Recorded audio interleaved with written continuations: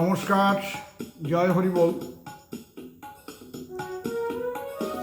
সারা বিশ্বের যারা ঈশ্বর বিশ্বাসী তাদের আমি ভক্তিভাবে প্রণাম জানাই।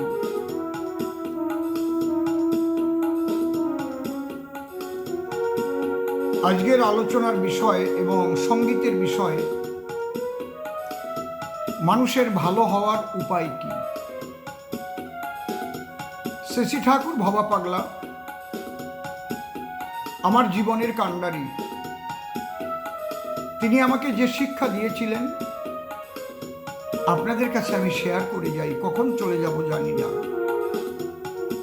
এই জীবনের স্থায়িত্ব কতটুকু আমরা কেউ বলতে পারি না। আর আগামী দিনের সূর্যোদয় দেখতে পাবো কিনা তাও জানি না।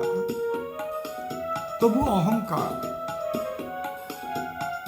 তবু লোভ লালসায় সারা জীবনটা যেন বিষময় করে তুলছে। একটা মানুষকে যদি পরিশুদ্ধ হতে হয় তাহলে তার আগে চিন্তা করতে হয় তার জীবনের স্থায়িত্ব কতটুকু। আমি অন্যায়ভাবে অর্থ উপার্জন করছি, মানুষের প্রাণে ব্যথা দিচ্ছি, আমার কতটুকু লাগে।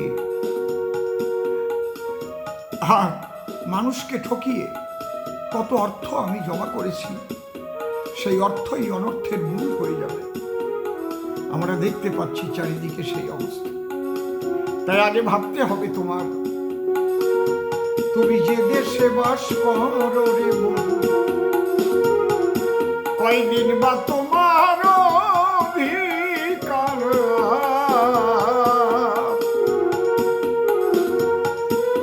তুমি যত দেখো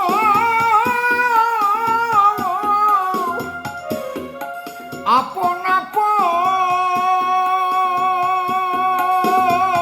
মনে রে, তুমি যে কার কি বা তোমার কয়দিন বা তো তোমার অধিকার।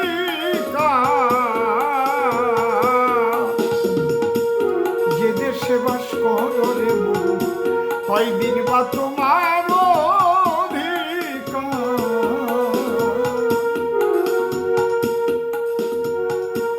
দেখবে তুমি মৃত্যুর পরে তোমার ওয়ারিশগণ এই সম্পত্তি ভাগাভাগির জন্য উঠে পড়ে লেগে যাবে।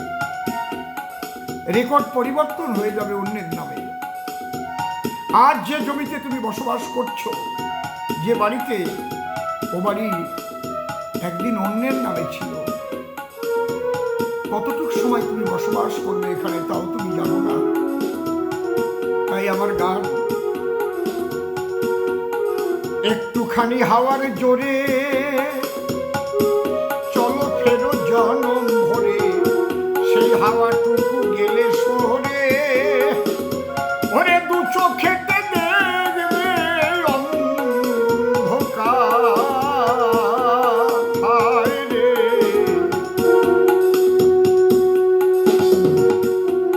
একটুখানি হাওয়ার জোরে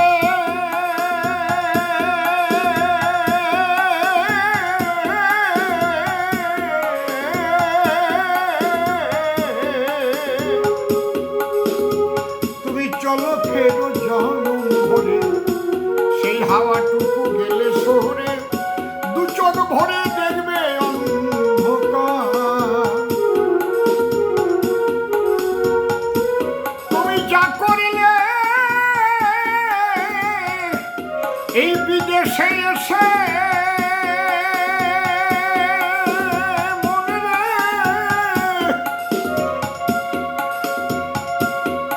শেষে হবে যে সূক্ষ্ম বিচার। কয়দিন তোমার আছে অধিকার। তুমি যে দেশে বাস করো রে বন্ধু, কয়দিন বা তোমার অধিকার।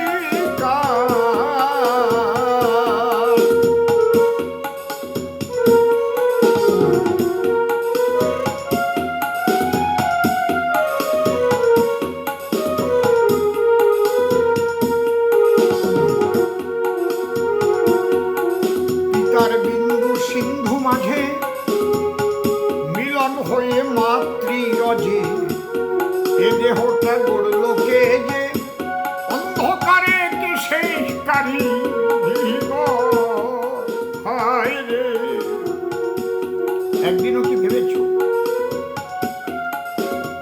পিতার এক বিন্দু স্পাদ আর মায়ের অভাব, এই দুটোর মিলনের ফলে যে তোমার দেহটা অন্ধকারে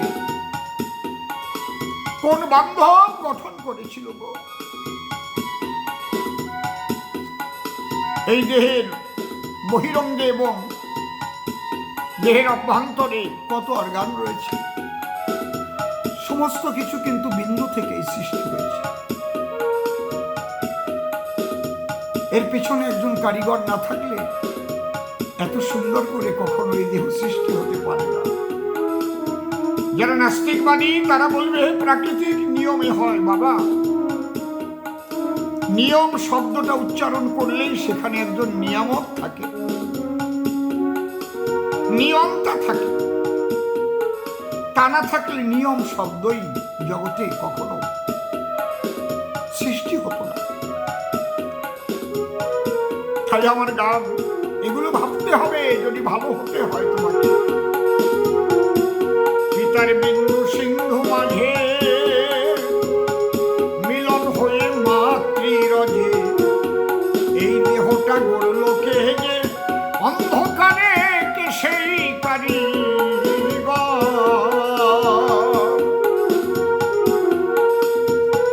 তোমার জন্ম মৃত্যু কর্তাকে যে মনে রে একদিন খোঁজ করলে না তার এদেশে আর কয়দিন অধিকার। যে দেশে বাস কর রে মন এদেশে আর কয়দিন অধিকার।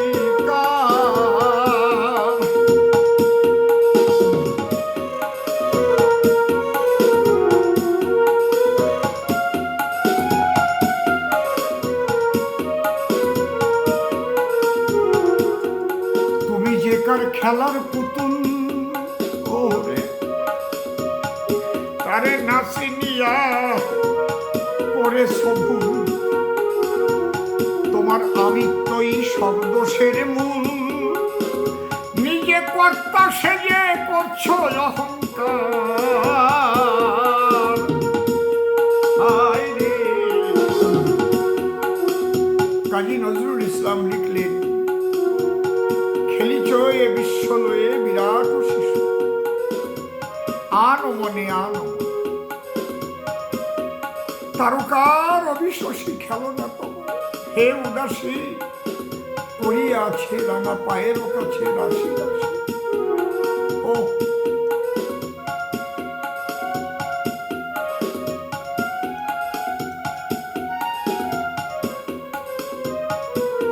এই পুতুল খেলা, কিন্তু এই পুতুল খেলারও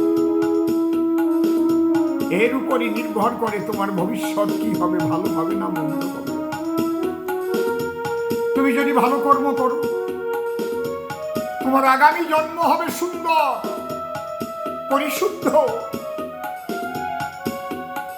আমি অসীম সরকার ভিক্ষা করেছি, ট্রেনে ট্রেনে রেল লাইনের পাশে থেকেছি, কিন্তু শতটা নষ্ট করিনি। আজ এমএলএ হলেও কেউ বলতে পারবে না অসৎভাবে একটি পয়সা উপার্জন করেছে।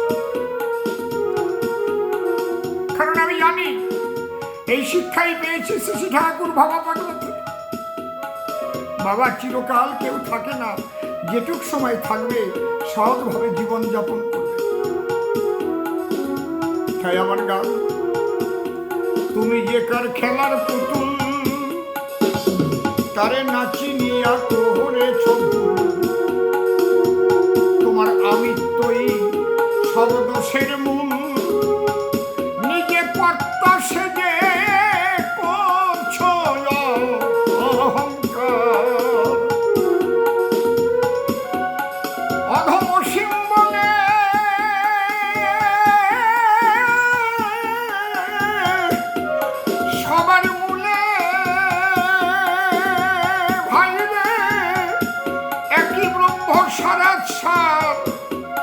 কয়দিন তোমার থাকা